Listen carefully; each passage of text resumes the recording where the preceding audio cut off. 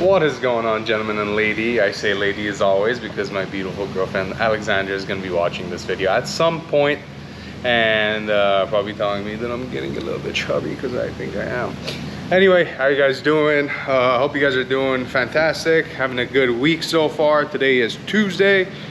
Wanted to do a quick video on the Evo 10 400 horsepower recipe. Now I just did the 550 horsepower Evo 8-9 recipe, which seemed to, you guys seem to enjoy that a lot. So I figured, what the hell, we have an Evo 10 that was bone stock. Now it's got full bolt-ons on the dyno. Figured, we'll talk about the mods, what you should put on there, what you shouldn't put on there, and what to spend money on, what not to spend money on, what parts need to be high quality, what parts, don't really matter. And with that being said, I want to start and dive right into it. Two major things that I want to cover. First and foremost, the Evo 10, the Notorious fuel pump relay. As you guys can see, this one has the orange one. The orange one is the one that a lot of people opt for. Also, the blue one is an upgraded unit as well. The green ones, the older ones, tend to fail. So what happens is the contacts actually fail inside the relay. They get burnt out, so it never makes contact and it never switches to the high speed, essentially high voltage operation of the pump, so you lean out. Now about 99% of the cars at this point have had that upgrade, so not really a big issue. But if you just bought an Evo 10, you don't know the history of it, unless it's a final edition or a later model, just go ahead and do a quick check. It's about $15 for the relay, or you might as well just get all of them. I think 65 bucks for all 4 relays. The second thing that's kind of notorious with the Evo 10 is it has a very weak wastegate spring, just like the Evo 8s and 9s. But with the smaller ports on the 4B11 and just generally how the engine's designed, boost tends to end up dropping to about 16-15 psi by redline. Now you can remedy this a little bit by preloading the wastegate just a tiny bit, so you get a couple more pounds out of it, but you're probably going to end up at like 17.5 psi by redline. What I like to do on all these cars that are actually running E85 and have the bigger headroom fuel system, I like to actually install an upgraded turbo smart wastegate. So usually we do a 22 psi or a 24 psi turbo smart wastegate. Jess's car, he opted for the 24 psi one. That means the lowest boost level you can run is 24 psi. However, the back pressure is so much on these small turbines that it tends to drop even lower than that, but not as low as 16. So you'll end up holding 21, 22 psi. That's worth quite a bit of horsepower up top. So you don't have a, your torque, peaking and then just completely, falling off. You'll kind of have like a plateau effect, and then the torque will slowly drop off. More power up top, which is exactly what you want. So this is an FBO car minus cams, so true FBO car. Engine hasn't been touched. We have an STM bell mount intake, very important. Frees up, obviously, the more air you put through this air pump, which is what an engine is, the more efficiently you can burn that air and fuel mixture that gets squeezed inside the cylinder, and hence make more power. Same thing applies whenever you're talking about the exhaust. So we got a STM 3-inch O2 eliminator essentially, but it is a recirculated one. I like to actually have a atmosphere dump. It is very loud, of course, once the wastegate opens. However, it's a lot easier to control boost, so boost control's a lot easier. Hi, Tony. What's up, guys? And another big benefit that you get from that is you actually tend to make more power up top, because back pressure is reduced, because now you have a separate channel for all the exhaust gases that are coming out of the wastegate. So it's worth a couple horsepower. I would definitely opt for the atmosphere dump. However, Jess wanted the car to be more quiet whenever he's wide open throttle, so he opted for the recirc one, which is still better than the stock unit. This car has a test pipe and a catback as well, so full 3-inch turbo back exhaust, which again, an engine is an air pump, so the more efficiently you can get the air in and get the gases out, the more power it's gonna make. We have an upper intercooler piping, which is not a big upgrade on the Evo 10s as it is on the 8s and 9s, because on the 8s and 9s there's a lot of bends, and we actually have our own short route piping, which eliminates a lot of those bends, and it's a 3-inch. However, this is a 2.5-inch, you know, it's not a yeah, it is a 2.5-inch. It's not the biggest upgrade, but it's still, you know, a little bit less restriction. That's always good. Jess also opted for a 3-inch STM front mount intercooler. Very important, guys. The lower the IATs, the denser the air, means you can mix more fuel with it and have a bigger bang, so it makes more power. The other thing I want to talk about, injectors on the Evo 10. The Evo 10 runs high impedance injectors from the factory. They're about 560 cc's if I'm not mistaken. Over here we got 1700s installed for Jess, because later on he's gonna upgrade his turbo and go bigger cams and all that good stuff. So we got ID 1700X's, which again, guys, as I talked about it in the last video, I love these injectors because of the stainless internals. They are the XDS's, so they have stainless internals. Best injectors on the market in my opinion. Very easy to calibrate.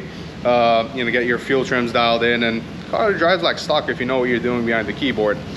Evo 10 has a passive and a reactive solenoid. The passive one gets state plugged in, but we don't use this. We zero out all the tables, and instead of the reactive, we wire in a 3-port instead of the factory 2-port. So we have a 3-port MAC valve, very important. This car is on flex fuel, so we need to vary boost levels and wastegate duty cycle based on the ethanol content that's in the tank. So that's very important, because if you have a factory solenoid, you can't really, you know, do 2 maps and interpolate between. So that's also very important. This car also does have a AEM 320 with the install kit. So guys, I like to do the install kit instead of just do the drop-in pumps like the DW 265. You know, it's a newer line. It flows better in my opinion, and you get to install a brand new filter, which is always great because that's what's picking up the fuel. And if your filter is clogged. All right, guys, as I was saying before I got rudely cut off by the GoPro battery, you obviously want your fuel pump sock, aka filter, to be clean, because you know, the more surface area you have covered with grime and, you know, grit and whatever else might be in your fuel tank, is gonna obstruct flow of your fuel pump and basically less flow to the injectors and dropping fuel pressure, which is never good. So this particular ECU is on a Tephra V3 ROM. The V3 ROM allows us to do a couple things.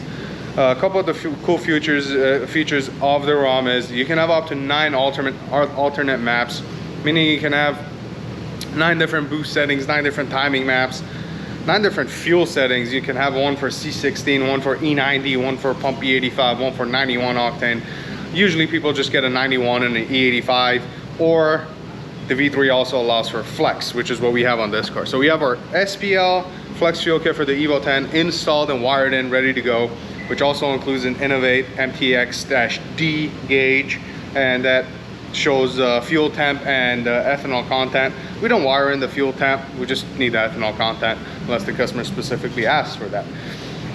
One wire goes inside, basically taps into the main loom, and the ECU gets a 0 to 5 volt input, and based on that voltage, the ECU basically knows whether you have 0% ethanol or up to 100% ethanol. So that's nice because we can calibrate it as a dual map. However, the customer can pump and go basically any mixture of ethanol or any mixture of pump gas, E30, E55, E60, you name it. And you know, you don't have to basically wait for the fuel to completely be gone and, you know, drive it until the car turns off, or, you know, drain it manually. You don't have to do any of that. You can just, you know, pump whatever you want to pump in there. So as far as the major upgrades, that's pretty much it for the Evo 10, guys. It's a pretty simple car. They make really good power. This setup will probably make 380 to 390, just depending on a lot of circumstances. Obviously we have the upgraded wastegate, so that's going to help us a lot. Efficient intercooler, that's going to help us. The wastegate is the big kind of winning point here. But anything above 380, 390, you're moving into cam. So you're doing GSC S2s. I opt for the S2s because I don't feel you lose too much spool versus the S1s, and quite frankly I've never even installed a set of S1s, and I've probably done 200 cam installs plus maybe at this point. We've done S2s, S3s, Kelford 214Cs, 214Bs. The S2s are billet cams. They're treated. They're just a great product. And we use the 5042 springs, which are like the stage 3 beehives. I think about 90 to 95 psi seat pressure on the intake valves, which is good for 42 pounds of boost. We've actually had it higher than that with no issues, but you can always shim them. Your machinist can always shim them. Whenever you do an install, cam install on a 4B11, you have to make sure you check the buckets for clearance. If you have too much clearance, you're gonna have clanking, you're gonna have a lot of wear, and you're gonna lose performance because that directly affects the lift that the camshaft lobe delivers to the valve. And if you have too little clearance, well, things can get really hot. You can have a lot of wear, and you can literally grind down the cam lobe.